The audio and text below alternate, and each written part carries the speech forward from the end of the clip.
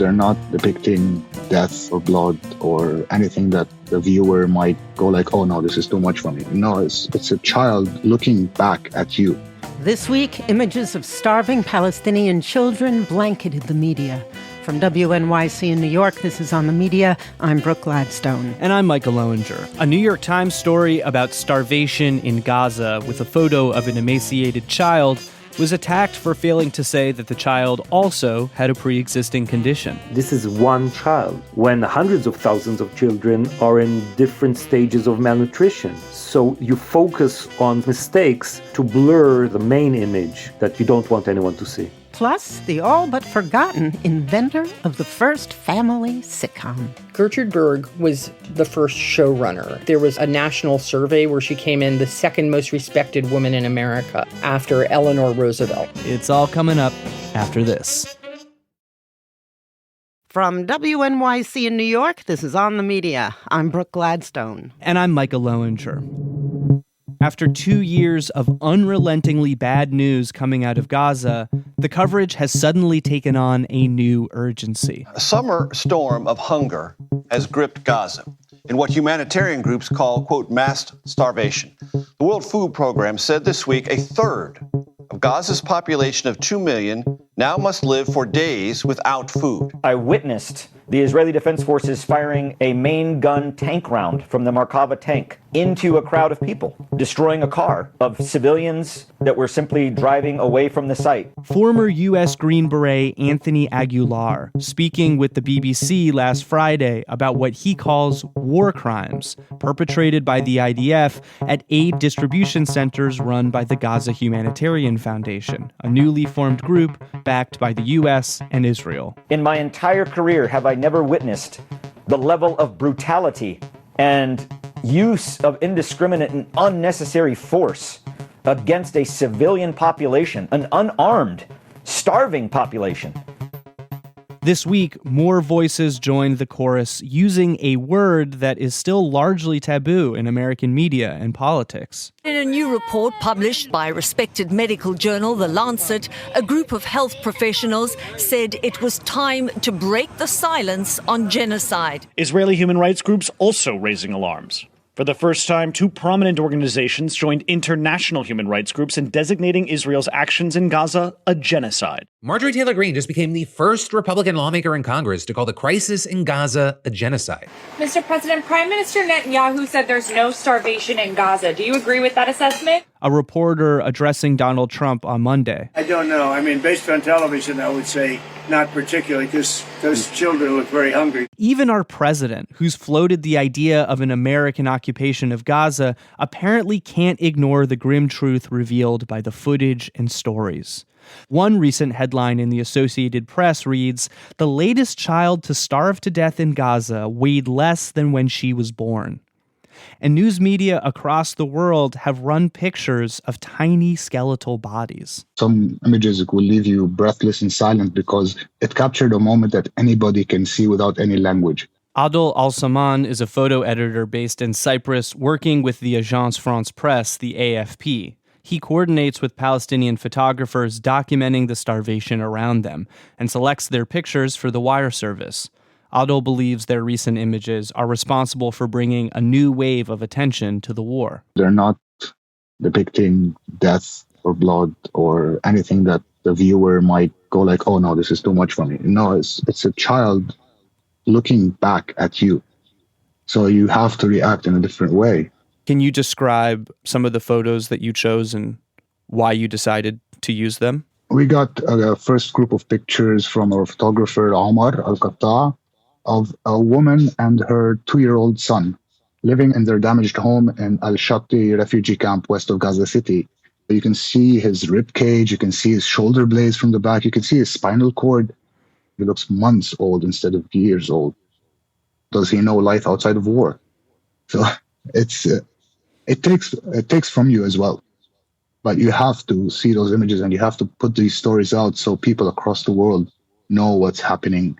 Last week, the AFP released a rare and frankly disturbing statement about the conditions faced by your reporters and photographers living in Gaza. AFP, says its journalists in Gaza are among the people there at risk of starving to death. The statement quoted a man named Bashar, who's AFP's lead photographer, that, quote, "I no longer have the strength to work for the media. My body is thin and I can't work anymore."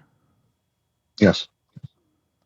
Another of your reporters, Alam, has said that every time I leave the tent to cover an event, do an interview, or document a story, I don't know if I'll come back alive.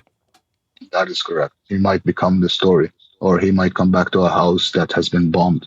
It's been an uphill struggle to move around, to eat, to get food for their families. They are tired. Their equipment is tired. The people in Gaza are tired of having their pictures taken in their worst moments. So there's a pushback from there. And there's always the hope that nobody gets injured as he's out doing what he needs to do. In May, Reporters Without Borders named Gaza the most dangerous place on earth for journalists, pointing to nearly 200 Palestinian news professionals killed by Israeli forces over the past 21 months. And then there's the information war waged in the international media. Take the recent controversy over the viral images of a starving boy named Mohammed Al-Matawak, held in his mother's arms. I look at a child that I can see his skeletal bones screaming.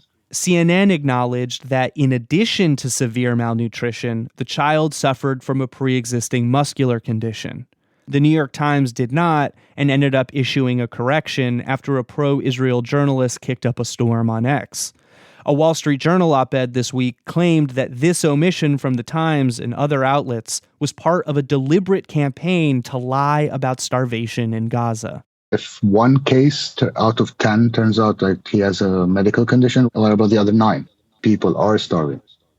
How does this work affect you? I mean, what toll does it take looking through these photos every day? And immense? Yeah, I've lost 15, 20 kilos in 2 years. Seeing people queuing for soup, you can't eat after that. You cannot eat. You go like, yeah, but I can order anything I want and I can cook whatever I want. And they're trying to get flour and soup with some like bits of rice in it. So it kills your appetite, changes your perspective, your priorities about life become different because you've seen the extremes of the human condition and you go like, nobody's moving, nobody's doing anything. Now, after 2 years, children are being seen in this way and the world is waking up again. But until when? Now we're going to see more children like this. And then the world might be like, yeah, all right, we've seen one, we've seen them all, and we will forget it until something worse happens. And then we wake up again. It takes a toll on the editors a lot, but it's nowhere comparable to the toll it takes on the photographers on the ground. Adel, thank you so much for the work that you do, and thanks for talking to us. You're welcome. Thank you so much, Micah. It's been a pleasure. Adel Al Salman is a photo editor at Agence France-Press covering the Middle East. Diana Buttu is another person on the outside looking in. She's a human rights lawyer who writes about her experience as a Palestinian living in Haifa, Israel, in a column for Zeteo, the online independent news outlet. She speaks frequently with her many friends in Gaza, whom she met while working there as a peace negotiator for the Palestine Liberation Organization, the PLO, in the early 2000s. Because of the job that I had many moons ago, I actually lived in Gaza. And so I'm one of the very few Palestinians who hold Israeli citizenship who's had that privilege. So I've lived in the West Bank, I've lived in Jerusalem, I've lived in Haifa, and I lived in Gaza. And the time that I lived in Gaza, which was about 20 years ago, I made a lot of friends, and I've stayed in touch with all of these friends. And the tragedy, of course, is that because of Israel's policy of separation, my connection has been primarily via telephone. The Gaza that I remember when I lived there was beautiful, very vibrant, with people who had the best senses of humor, who were very proud of the culture, of history, of Palestinian cuisine and attachment to land and of food. And there was never a time when I lived in Gaza where I was ever alone. people went out of their way to make sure that I was always surrounded by love and by them, because I was living in Gaza alone. I never had a meal alone either, because that was so much part of the culture of Palestinians and in particular of Gaza. This week, Canada, where you grew up, along with Britain and France, all major allies of the U.S., said they would recognize a Palestinian state. You were a peace negotiator for the PLO, the Palestine Liberation Organization, in the early 2000s. Do you think that this has the potential to help end the blockade on aid or bring about a ceasefire or create a new future for Palestinians? This is a great question. And I like the way that you premised it, because you said, do you see that this is going to lead to an end to the blockade? And that's the whole issue here in terms of my response. I would have much rather that Canada, the UK, and France recognize that Israel is committing genocide and put into place measures to end that genocide, rather than trying to go and do this through a roundabout, circuitous way, which is what they've done. I'm curious to hear what you're hearing from other Palestinians living in Israel about this new focus on statehood by Western nations. Are your peers drawing similar conclusions? People come at it from different perspectives. So Palestinians who hold Israeli citizenship, some of them are happy. And they're saying, well, at least if the recognition of a state is going to end the genocide, then by all means. So that's for some people, and including some politicians. The reason I don't see it this way is because I've had a little bit more experience on the diplomatic front than most people.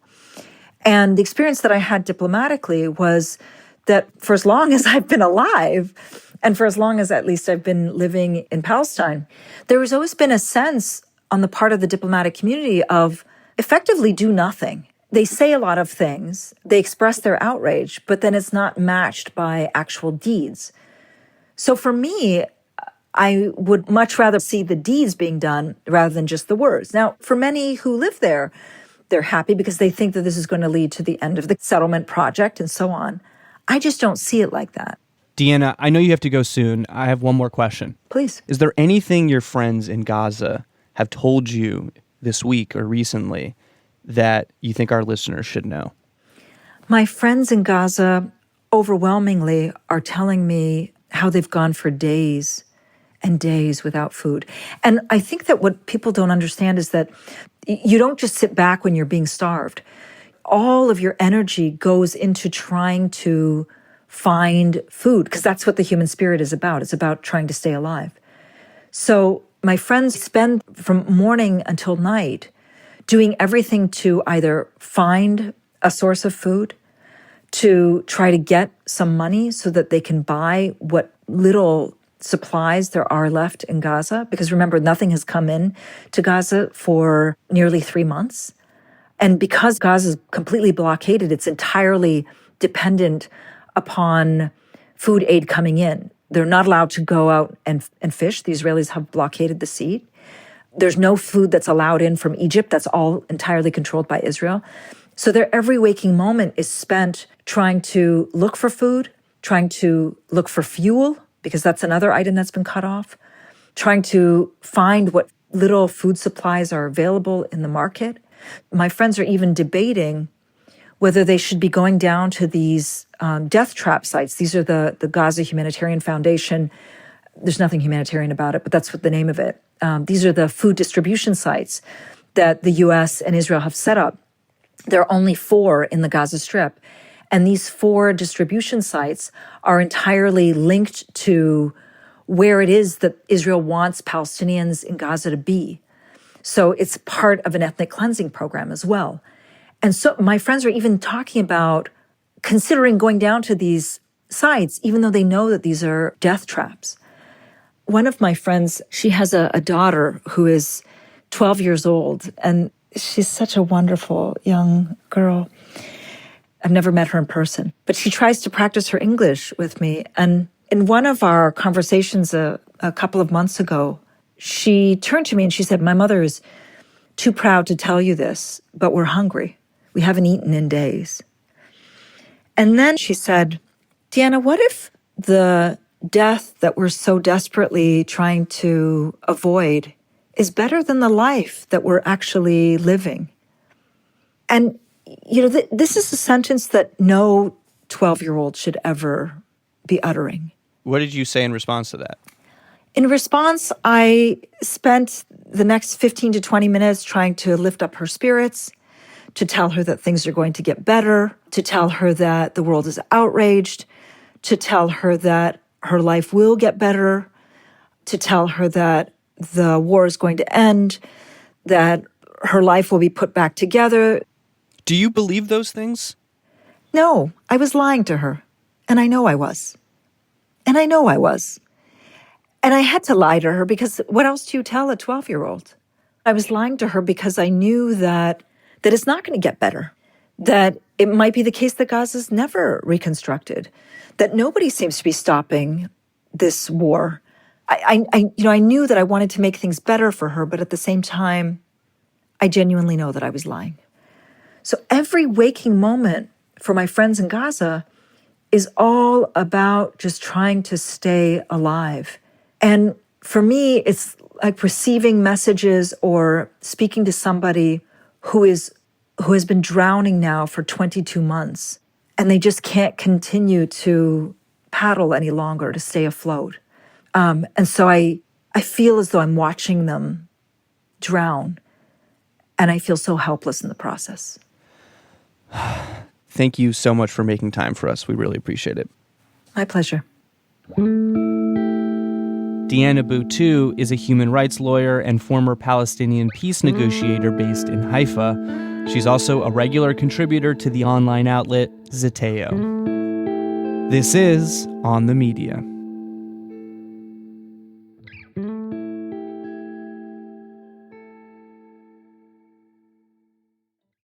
This is On the Media. I'm Brooke Gladstone. And I'm Micah Loewinger. What we know about the events on the ground in Gaza comes to us, for the most part, via the Palestinian journalists who live there. Access for international journalists has been severely restricted by Israel, and on the rare occasion they are allowed in, they're accompanied by minders. When airdrops of food for Gaza were scheduled this week, some reporters were invited to ride along if they followed the rules. Israelis have said we're not allowed to film any shots of Gaza from the air, and that if we do, these airdrop flights could either be cancelled or delayed. Keeping tight control of the narrative is a priority of Prime Minister Benjamin Netanyahu, who appeared on the American right-wing podcast hosted by the Nelk Boys, where he spoke unchallenged for over an hour. This is so crazy. We are so not qualified to do this. No. The Israeli prime minister was pretty open about what he wanted to get out of the conversation. I'm concerned that the young people in America, some of them are getting the wrong picture of Israel, vilification, demonization. I'm doing this podcast, among other things, to reach young people. Of course. But it wasn't the only podcast the Israeli PM wanted to appear on. Now, thanks to Benjamin Netanyahu's eldest son, we've learned that Rogan allegedly refused to have Israeli Prime Minister Benjamin Netanyahu on his podcast. Joe Rogan, America's most listened to podcaster, who's called Israel's assault on Gaza a genocide.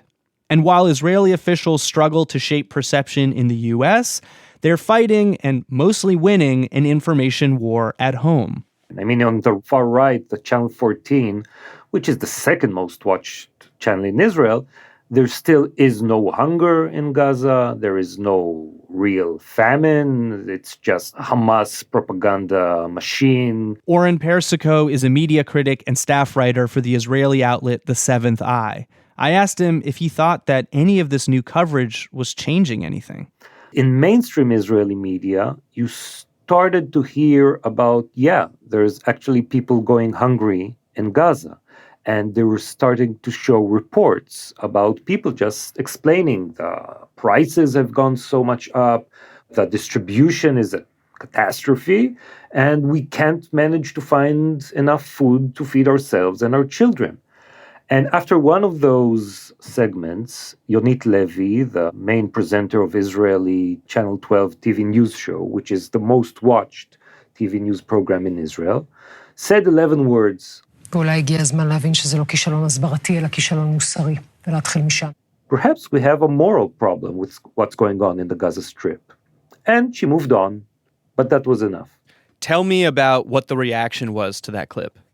She is considered now by the fans of Prime Minister Netanyahu as a traitor, as someone who cooperates with the false narrative that Hamas pushes around the world in order to put pressure on Israel not to force it out of its control of what's left of Gaza. She is now cooperating with the enemy.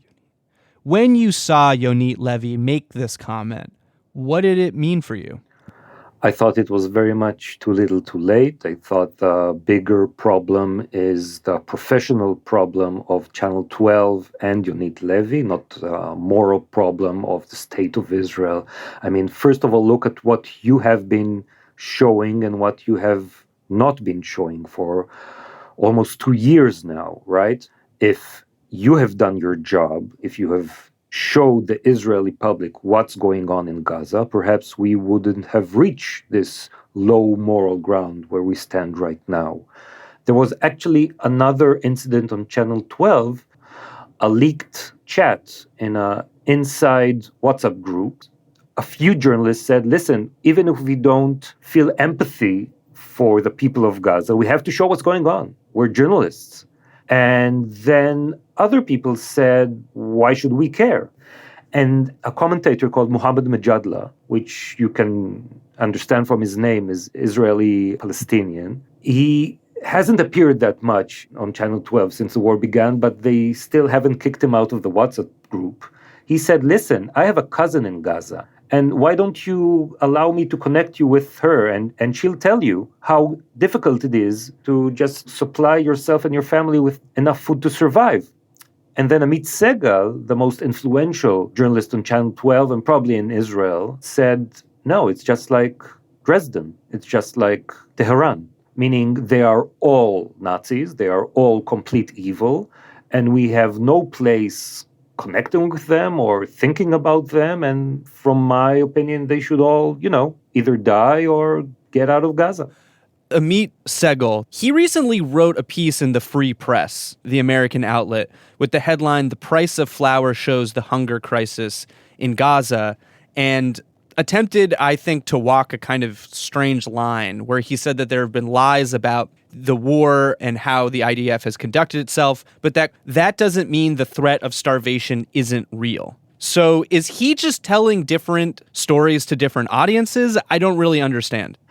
I don't know what Amit Segal was trying to do in that specific column that he wrote. Most of the time, in Hebrew and in English, he looks for lies about what Israel has been doing in Gaza or mistakes in order to concentrate on the very insignificant incidents where there have been mistakes or lies, so you won't see the main picture.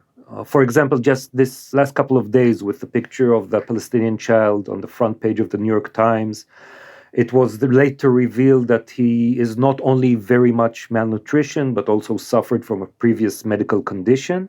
So this really got huge headlines in Israel by Amit Segal and others, claiming, you see, this is just part of the Hamas propaganda lying machine. Now, apparently he did have a medical condition, and it was not clear when it was first published by the New York Times. But this is one child.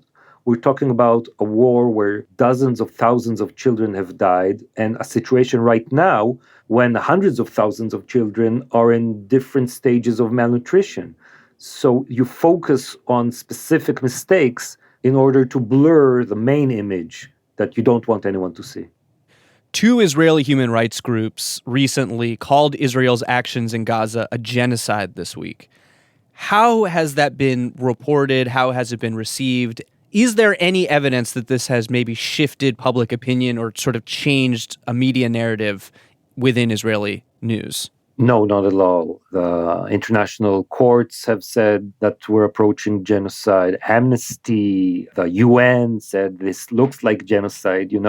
It doesn't matter. It always ends up with a big headline in Haaretz.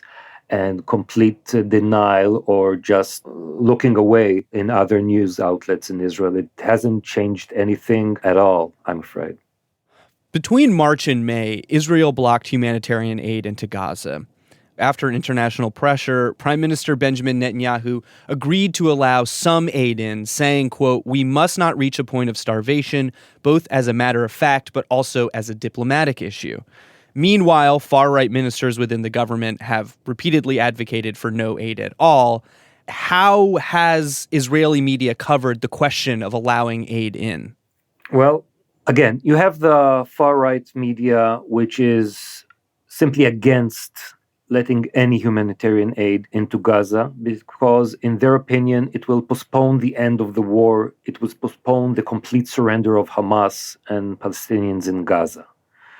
And then you have the mainstream media, which has become much more right-wing since the beginning of the war and is afraid of losing viewers to the right-wing media and really has forgotten basic rules of what journalism is.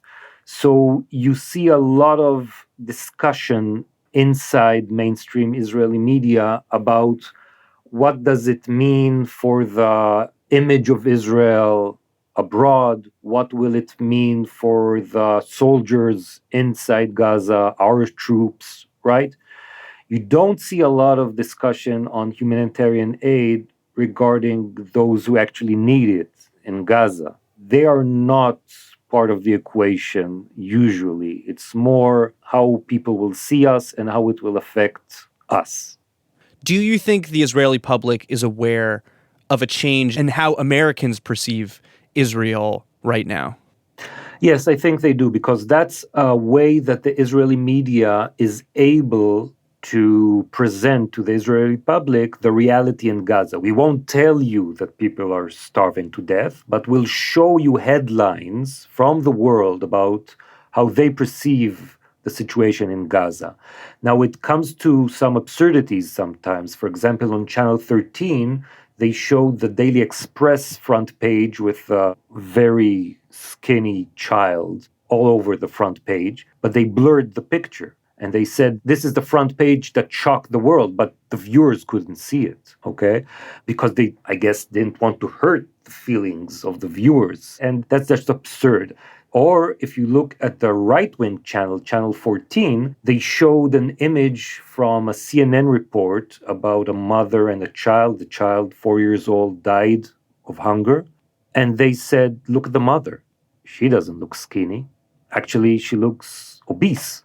And they started joking about the situation, saying maybe the mother ate all of her child's food. That would explain why she's so obese. By the way, she wasn't obese. And her child died of hunger. Maybe she just ate a complete goat. And then one of the pundits said, maybe she ate her daughter. And these kind of awful rhetorics, you can imagine hearing them in a beer cellar between drunken troops after they came back from the front lines. But you hear it on a television studio, on the second most watched commercial channel in Israel. You understand this is the atmosphere in which a lot of Israelis now pass their lives. It's complete denial and even a celebration of the suffering of Palestinians in Gaza. As a critic of the government, as someone I would imagine is at odds politically with many of your neighbors, how do you find the motivation to keep doing this work? Well, I find it very fulfilling. I feel like I really make a difference. I am in the front lines of fighting disinformation and, seeing all the horrible stuff that's going on in Israeli media, but I feel like, it matters. So that makes me keep going. Oren Persico is a media critic and staff writer for the Israeli outlet The Seventh Eye. Oren, thank you very much. Thank you, Mike. This is On the Media.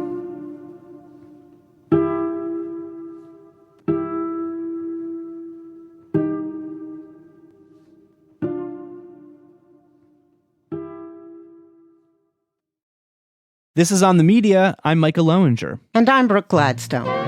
Over the past few weeks or months, the news runneth over with reports of media moguls reduced to squirming in their seats. Take Sherry Redstone, who, among other things, is the non-executive chairwoman of Paramount Global, and therefore owner of its $16 million settlement with President Trump over the editing of a 60 Minutes interview, which Paramount followed up later this month with canceling The Late Show with Stephen Colbert. CBS, part of Paramount, said it was a budget call. Meanwhile, amidst these and likewise stories of media capitulation, New Yorker staff writer Emily Nussbaum was digging into a story about a monumental figure in the early development of television, who's almost entirely forgotten, the inventor of the family sitcom. Now, that twisty tale occurred in a time of similar precarity for our media, mid-20th century America. Emily, welcome back. Thank you for having me. It's great to be here. So you opened the article by taking us to May 9th, 1954 on the set of the CBS game show, What's My Line? Time now for everybody's favorite guessing game, What's My Line? Brought to you by New Stop It, America's leading spray deodorant. Now, where judges are supposed to guess the identity of guests. The well-known ones are often mystery guests, where the judges are blindfolded. Are they all in place, panel? Yes, sir. Good. Will you come in, mystery challenger, and sign in, please? She wrote her name as Gertrude Berg. Mm-hmm. But underneath it, it said Molly Goldberg, which was the name that she was known by. She used a funny voice. Yes. Because she's in disguise, she spoke in this kind of high-flown, fancy-pants accent. It's kind of like the Queen. Yes, exactly. Very extended applause. Are you someone very much in the public eye? Rather. What's My Line ran from 1950 to 1967, and among its guests were virtually all the leading lights of the mid-century. Elizabeth Taylor, Lucille Ball, Betty Davis, Lena Horne, Walt Disney, Jackie Robinson, Alfred Hitchcock, Salvador Dali, Yves Saint Laurent, Wilt Chamberlain, Judy Garland, Edward R. Murrow, Eleanor Roosevelt. I mean, every field, everywhere. Depending on how old you are, you're likely to know at least some, if not all of those names, but it's even likelier that you wouldn't recall the name of Gertrude Berg. Gertrude Berg was, for one thing, pretty much the first showrunner in the modern sense. She created a radio show called The Rise of the Goldbergs that ran for decades. And then she created the very first sitcom and very first family sitcom on television, starting in 1949, also called The Goldbergs. Mm-hmm. She created the show, she wrote the show, she directed a lot of the episodes, and she starred in the show as this character, Molly Goldberg, who was hugely beloved. This larger-than-life Jewish mother on a show that was about a working-class immigrant family living in the Bronx. Did she have a working-class background? Her family was from a economically complex background. Her father owned a rundown hotel in the Catskills. And actually, her whole career began at the hotel because she would come out there as a teenager and she was running kind of the theater program during the summer. So she was pretty different than the character she played, Molly Goldberg. But the thing they had in common was that they were both forces of nature who were at the center of the story. You wrote, from the start, the character of Molly Goldberg made some listeners nervous. Was the portrayal a form of minstrelsy, like the crude blackface dialect humor of Amos and Andy, the only radio show that had higher ratings? But if she was a trope, she was also a corrective to an earlier stereotype, that of the mournful, self-abnegating Yiddish mama, or the saintly shtetl survivor in the 1927 talkie, The Jazz Singer. The stereotype of the mother before Molly Goldberg was the idea of the traumatized, humble, self-sacrificing mother. Yeah, sitting in the rain is nice. Yes, exactly. But Molly Goldberg was nothing like that. She was from the same background, and she cooks and she cleans and all of this kind of stuff. But the show is about her. She is the source of the humor. It's a kind of dialect humor where she gets English wrong, but despite the fact that she doesn't seem sophisticated, she's actually incredibly canny and clever. She's kind of a trickster. She's always setting people up in romances. She's solving problems. And interestingly, she was implicitly political. Well, she became more political as time went on. I mean, this show ran from 1929, pretty quickly became a hit and got a big sponsor, all the way through 1945. During the Depression, a lot of it was actually simply the portrayal of unemployed and poor people within this immigrant community in New York struggling to make a living. People found that incredibly moving and poignant. You know, the portrait of the plight of renters, the idea of unions, certainly New Deal stuff was in it. She talked about civil rights. She broke the color line in a way that other shows didn't. It wasn't didactic or explicit. It was woven into the fabric of the show. But she also did really bold gestures, specifically about the Jewishness part. She had a Seder episode. She had a Yom Kippur episode. That was in 1933. In 1939, they had an episode explicitly about Kristallnacht. In that episode, while they're doing the Seder, a thug throws a rock through the window.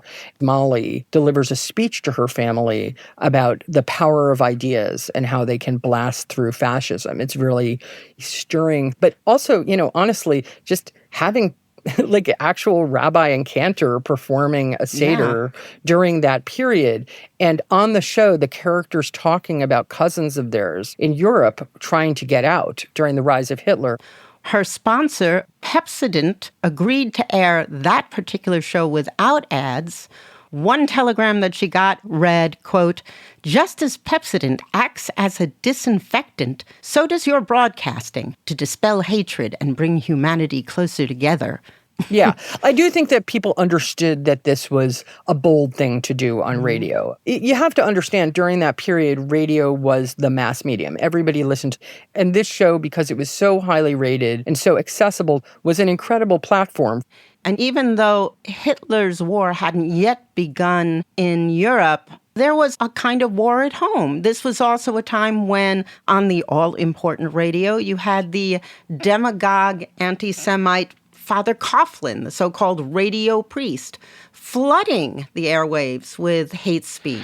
We are Christian insofar as we believe in Christ's principle of love your neighbor as yourself, and with that principle, I challenge every Jew in this nation to tell me that he does not believe in it. This show, because of a positive, layered, humane portrait of a Jewish working-class New York family, was by nature counter-programming people's attachment to these characters. To Molly, to Molly's husband Jake, and to their two teenage children who sort of grew up on the show, made Jews feel like full Americans, which wasn't necessarily the way that people were thinking of them. The radio show was canceled in 1945. CBS's public reason was low ratings, but you say Berg's family thought politics were at play, and that sounds a little familiar, right? You know, the show had been on for several decades. It was still a successful show, whether it was because they did not love that Gertrude Berg was a prominent New Dealer, or whether it was because she was getting older, the show was getting older. I mean, it's complicated. So then after 4 years in the wilderness, she got a TV show.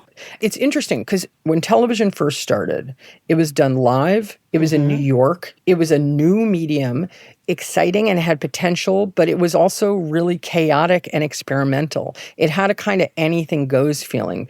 The show, as soon as it went on TV in 1949, was a tremendous hit. And that first year, it got very high ratings.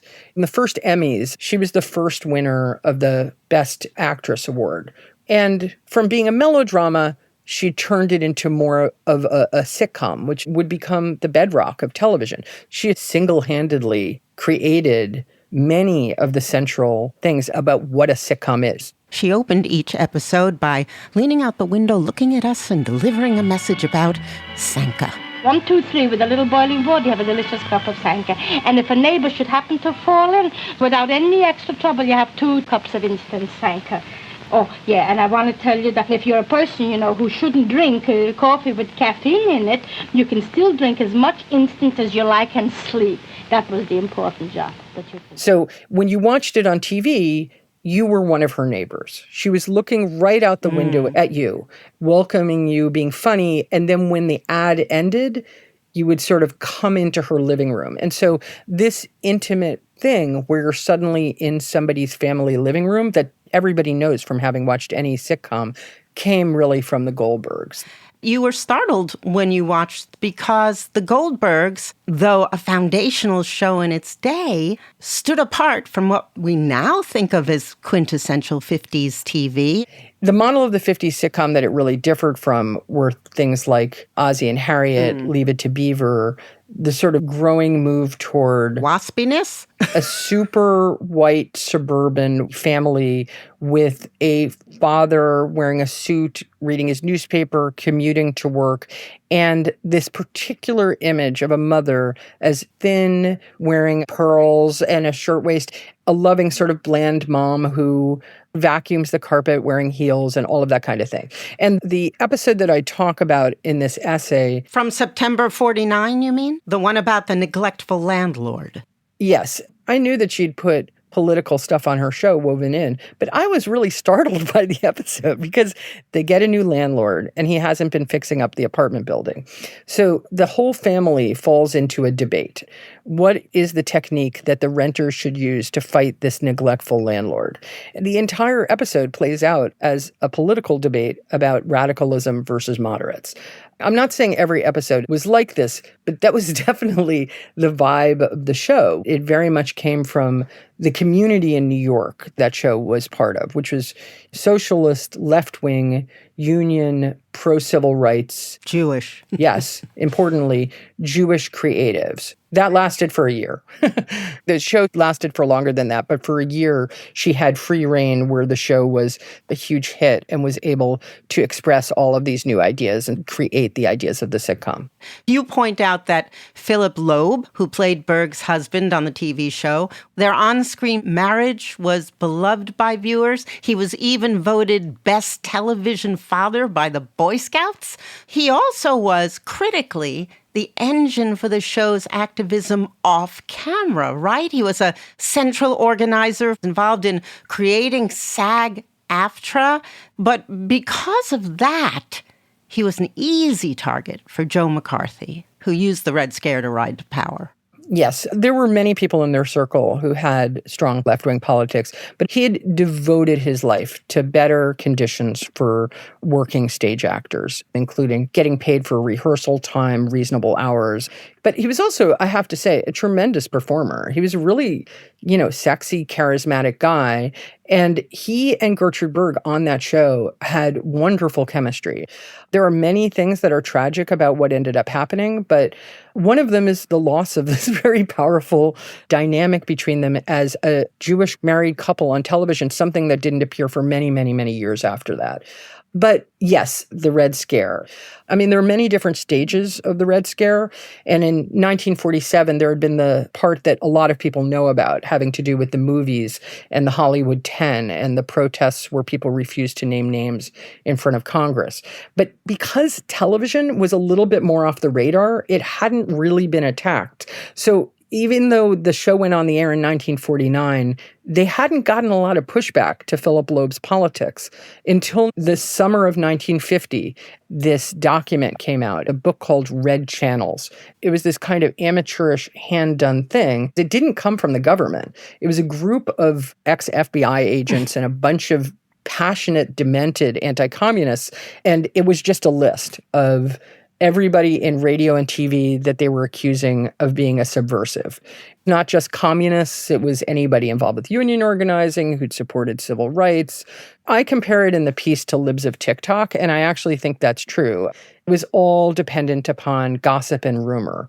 The minute it came out, everything changed in television. And this is the part that's very unfortunate about my piece, is I'd been working on it for a while. By the time I wrote it, it seemed unusually timely, because this is really a piece about the fact that when politics changes and people are accused of being dangerous subversives, institutions fold. And that's what happened when Red Channels came out. Her previously amenable sponsor, General Foods and CBS, went to Gertrude Berg and they said, you have to fire him. And if you don't, the show will go off the air. But she fought back. She even threatened to lobby her fans to boycott General Foods, and it worked for a while. Loeb did not want to be paid off. He wanted to fight back on principle, and she did back him up. She basically said to CBS and General Foods, I will tell everybody to boycott your product. If you do not, let me keep Loeb and keep the Goldbergs going. Ultimately, they dropped the Goldbergs. Replaced with I Love Lucy. Originally, it was going to be the first powerhouse block, the Goldbergs and I Love Lucy. I Love Lucy came out and obviously became a spectacular hit. And when you look at the history of television, most people remember that as the beginning of the family sitcom and Lucille Ball as the first lady of television. At that point, the show moved to NBC, but no sponsor would sign up with Loeb in the cast. So in 1952, she gave Loeb a deal, 90% of his salary for the run of the show. But what happened to him? It was a tragedy. It was a very hard period. I mean, this isn't only about Loeb. I became, while I was researching this, just really fascinated by the TV blacklist and the victimization of so many brave, talented people. He was one of them. It basically became impossible to get a job. He really, really needed the money because he was the single father of a son who was very ill, mentally disabled, or possibly had schizophrenia and was institutionalized. So he needed to pay for his son's care. But in the aftermath, he, who had for years been part of that great artistic world downtown, this incredibly sparky, argumentative, funny social guy, became bleakly depressed. And a few years later, in 1955, he checked into a hotel, took an overdose of pills, and he committed suicide. This is a terrible tragedy of the blacklist, and also, for obvious reasons, cast an enormous shadow over the show that he had been part of. And over Berg. To survive, she, in the end, shifted. The show stayed on the air until 1956, but it became watered down. She did an interview that year in commentary saying, you see, darling, I don't bring up anything that will bother people. That's very important. Unions, politics, fundraising, Zionism, socialism, intergroup relations, I don't stress them. And after all, aren't all such things secondary to daily family living? In the wake of all the damage done by the Red Scare, yes, the way she talks is pretty striking. Clearly, the show was political. There's something very sad about that quote. On the other hand, I understand where it was coming from. Anybody who spoke out was in danger. She ended up dying 10 years later, and she did some cool stuff in the interim. She actually ended up winning a Tony on Broadway. But the Goldbergs was her life's work, and the fact that it was blotted out of history is a sad thing. But I also think it's understandable when people think about the blacklist and when they think about early television, they want to remember that as a period of cozy innocence, sweet experimentation, lovely little sitcoms, or they want to think about people as heroes. Murrow fighting against McCarthy, people refusing to name names.